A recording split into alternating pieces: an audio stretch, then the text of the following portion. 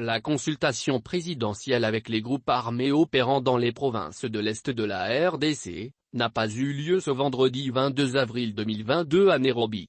Selon la dépêche de la cellule de la communication présidentielle, c'est l'une des résolutions du sommet de Nairobi de jeudi 21 avril.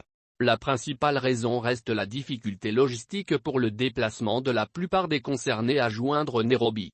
La présidence de la République du Kenya qui pilote le volet politique du processus, s'emploie à faciliter l'arrivée des représentants de ces groupes dans la capitale kenyane en vue de rejoindre les deux autres qui y séjournent, indique la dépêche. De son côté, le président Félix-Antoine Tshisekedi a réaffirmé ce même vendredi avant son retour à Kinshasa, la matérialisation de ce processus de reddition inconditionnelle qu'il considère comme une dernière chance donnée à ces groupes armés locaux à déposer immédiatement les armes et s'engager dans le processus de réinsertion sociale.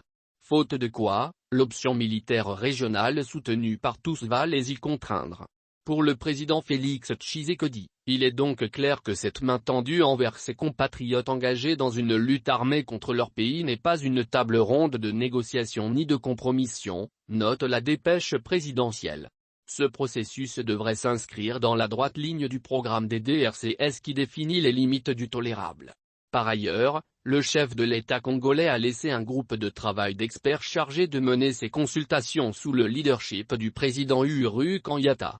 Pour s'assurer de l'implémentation de toutes les décisions, il a été mis en place un secrétariat technique co-présidé par le mandataire spécial Serge Tshibangu, l'envoyé spécial du président Uhuru Kenyatta et les délégués de chaque pays membre de la communauté de l'Afrique de l'Est. Le même ultimatum a aussi été lancé à l'endroit des groupes armés étrangers qui, eux, doivent se rendre auprès de leurs États respectifs à défaut de subir la puissance de feu de la force militaire régionale.